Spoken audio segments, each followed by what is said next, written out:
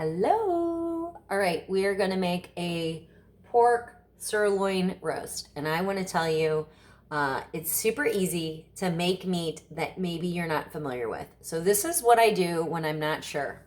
I go to Google and I say, boneless pork sirloin roast. Here's a summary from At a Pinch. Instructions. 1. Preheat oven to 450 F. 2. Add pork sirloin to a medium Dutch oven. 3. Place the pork into the oven and cook uncovered for 30 minutes. In 4. Remove from the oven and allow to rest covered for 3 to 5 minutes. Okay, so that basically kind of gave us the lowdown. We want to preheat the oven to 450. We want to put the pork sirloin into a Dutch oven, which I'm not going to do that. I'm going to use that pan that I had earlier from my bacon. So I have some bacon flavoring. Mix together olive oil, rosemary, and garlic and rub into the pork loin. The pork sirloin. I'm not going to do that. I'm going to show you how to cut it and stuff it. And place the pork in the oven and cook uncovered for 30 minutes. That I am going to do. And then remove the oven and allow to rest for 3 to 5 minutes. That I am going to do. So when you are doing recipes, it's best to Google and get an idea of what you want, but then you can do whatever. All right, so we have our pork loin right here. I'm gonna grab my pan. This is my pan earlier from when I made all that bacon. So I'm gonna leave that here. I got my pork loin. I'm gonna cut it. All right, when you thaw meat, you always want to put it in a bowl in the refrigerator. Let's say you buy meat, you buy a whole bunch of meat, you put it in the freezer, and then you pull it out. You always want to put it into a bowl because look at all of this. You don't want that running all over your refrigerator. So I got a little bit on my cutting board. So I'm going to wipe that real quick. I love my cutting board. It's from Megan Fredericks. I love wood cutting boards. All right, I'm going to rinse the meat. Why? Because all that blood was on there, and I might as well. It can't hurt. All right, done. I'm gonna rinse my wash rag. I used more wax. Oh, wax wash rags. All right. Oh, grab my towel, dry my hands. All right. What am I going to stuff my pork tenderloin with? I am going to stuff my pork tenderloin with some cranberry goat cheese that I had in the fridge that I need to use up. I have more goat cheese in case I need it. I buy this at Aldi's. It's really inexpensive. I have some dates. This is the weird thing. No one ever buys dates. No one says, ooh, I wish I could have a good date right now. Well, maybe if you're single, but a date as far as the fruit, the seed. So these are dates. So I've probably had these about a year. So what I do is I buy dates, I use them, and I keep them in the freezer. And then anytime I need to stuff a pork tenderloin, I pull them out, I thaw them, whatever I need. I'm going to use these up. They have the seed in them, so we're going to take those out. I'm going to attempt to plant them. Chances are they're not going to work, but I'm going to at least try. I have a little bit of white cheddar cheese that I need to use up out of the fridge. All right, so how do we get our pork sirloin open? There's a few tricks.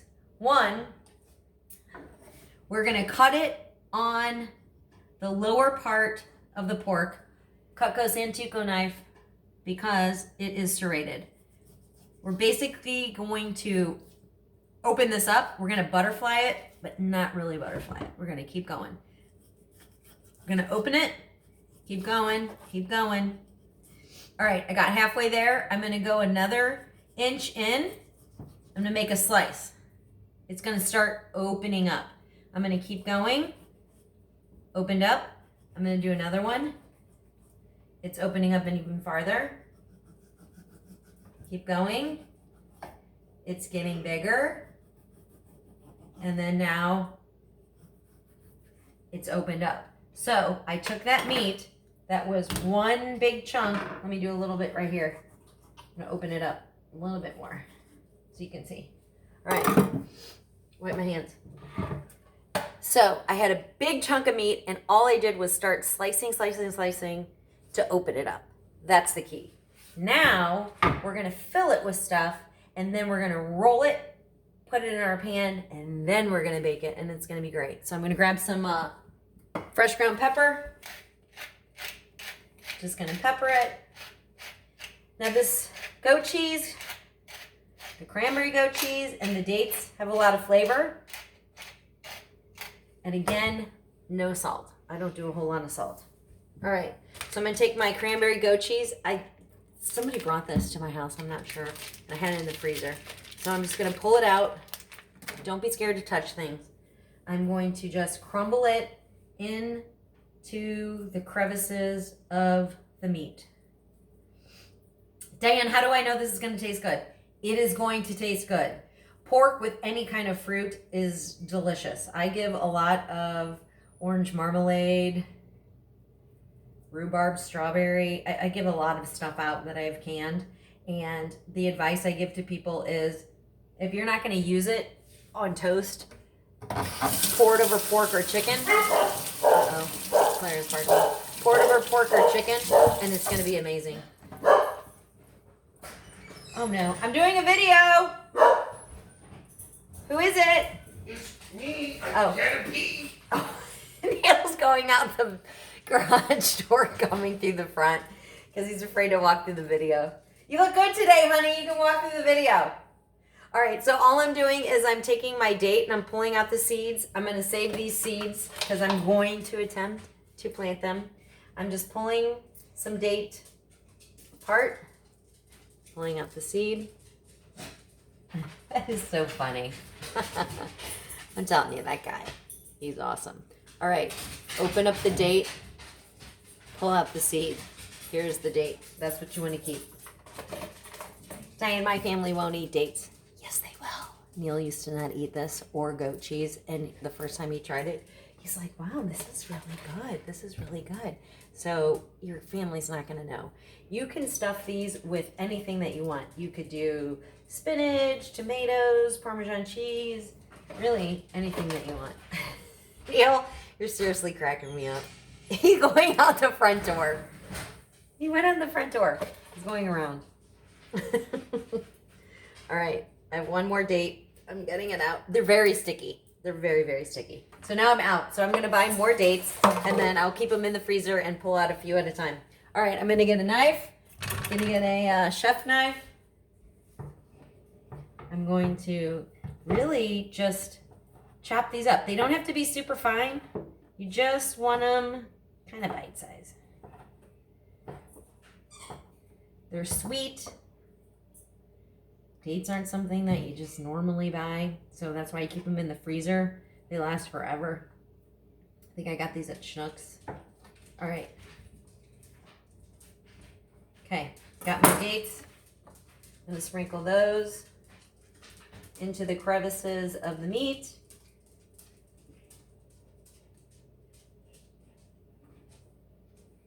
You can do this with a pork loin. You can do it with pork chops.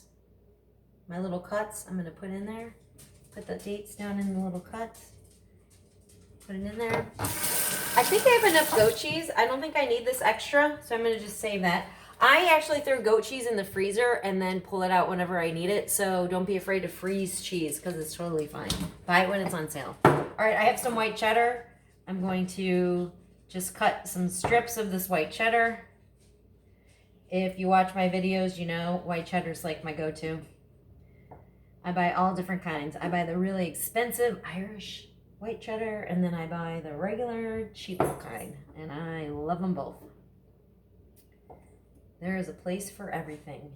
All right, we're just gonna put that in there. A few more.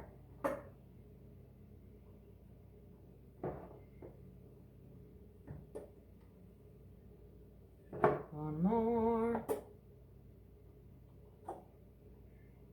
Okay.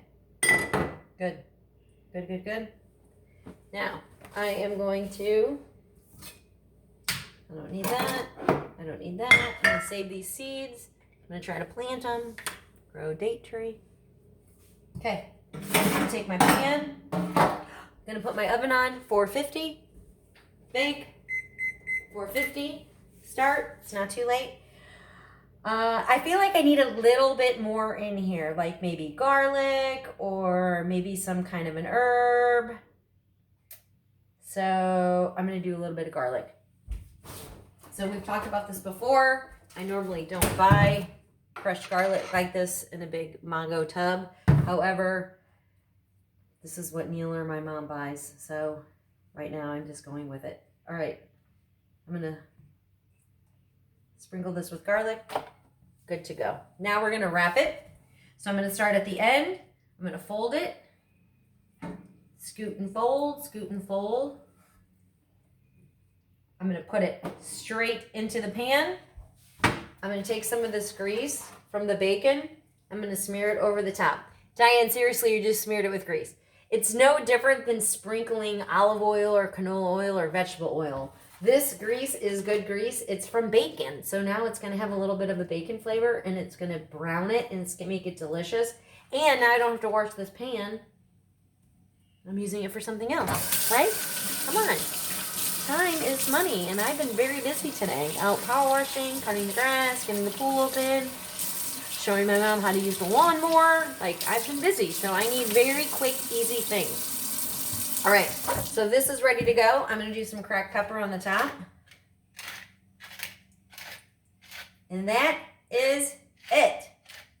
I'm going to wait for my oven to get to 450. I'm going to look back at my Google that we looked, and it's saying 450 for 30 minutes. So that's what I'm going to cook it at, and then I'm going to pull it out and leave it for 3 to 5 minutes. Now, because it's not a solid piece of meat, it might cook a little quicker. It might cook a little slower. I don't know. So I'm just going to keep waiting. Claire, you want the internal temperature to be 185. It's really what your goal is. Once it's at 185, you're good to go. All right, if you have any questions, put a comment below, but I'm going to put this on pause, and when we come back, you're going to see how amazing this is. We're going to cut it on a bias. It's going to be ooey gooey delicious, and you are going to be happy that you made a pork loin or pork sirloin. Okay, hold on. So I went out into my freezer and I grabbed a pack of my restaurant garlic cheese bread. I did a video on that probably a week ago on how to use your extra bread and make restaurant style garlic cheese bread. So this is a perfect time. I have some zucchini cooking, which there's another video on that, but then I pulled this out. So I am just gonna open this up and I'm gonna place it in my toaster oven. If you don't have a toaster oven, you can just wait until your pork sirloin is finished and then pop that in there. But this is ready to go. I'm gonna break it in half, and I'm gonna have garlic cheese bread for later. So stand by. I'm still waiting for my pork sirloin. I have 20 more minutes, but I wanted to show you how exciting my dogs are. Do you see George over my shoulder? That's pretty much what he does all the time. Timer's going off. It's been 30 minutes. We're gonna pull it out.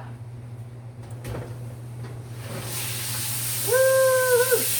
Because I cooked it in that pan that's got the bacon grease, it's very splashy, splashing around. All right, here's my pork sirloin. See all the cheese coming out? All right, it needs to rest. So we're gonna let it rest for 10 minutes. I know our recipe said to let it sit for 3 to 5 minutes, I think, or 5 to 10 minutes. However, because we've stuffed it, we need it to rest a little bit longer. And the reason for letting it rest a little bit longer is all of the juices will absorb back into the meat and it will be moist and delicious. So right now we are gonna wait that 10 minutes.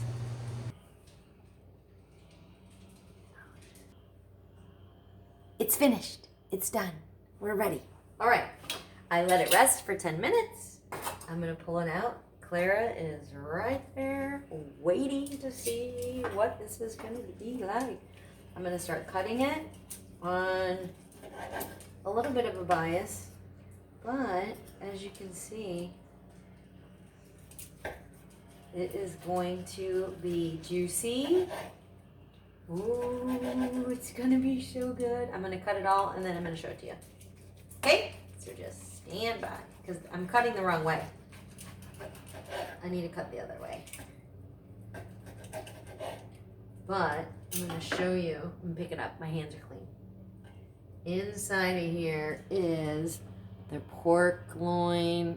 sirloin pork, the cranberries, the dates, the goat cheese, the pepper, the white cheddar.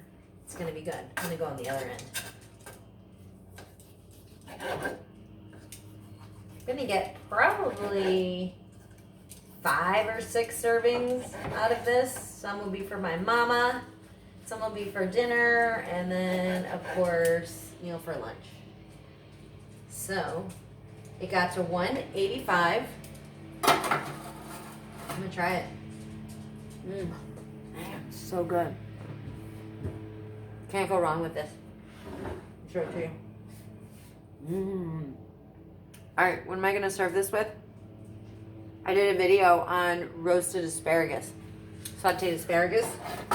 So I'm gonna do that. And then, it's already ready. Just gotta wait for this. Then, I'm going to cook off some of my restaurant style cheese garlic bread. It's frozen. I pulled it out of the freezer. I'm gonna pop it in my little toaster oven here. So we're gonna have cranberry date stuffed pork with zucchini and cheese garlic bread, and it's gonna be a great dinner because it's Sunday and you would do something nice. And it literally took me just minutes to throw it together. I put it in the oven for 30 minutes. I let it rest for 10, and it's done. It's gonna be good. All right, I hope you have a great Sunday, everyone. Sorry I look like a hot mess, but I was literally outside working in the yard all day. And I wanted to tell you, I love this sweatshirt. Someone said, "Dan, your shirt is kind of ratty." It is. You know why? It's because I've had this sweatshirt since 2001. And when I learned how to scuba dive, I had this on at the Bonterre Mines in October, learning how to scuba dive. And so it's kind of like my little pride and joy. And I'll never get rid of it. And I think it just needs some patches. But I love the stuff that I have, and this is very sentimental to me. So that's why I have this radio sweatshirt on. Don't think that I'm a radio person. It's just very sentimental. All right. I hope you have a great weekend, and I'll see you on Shake Day.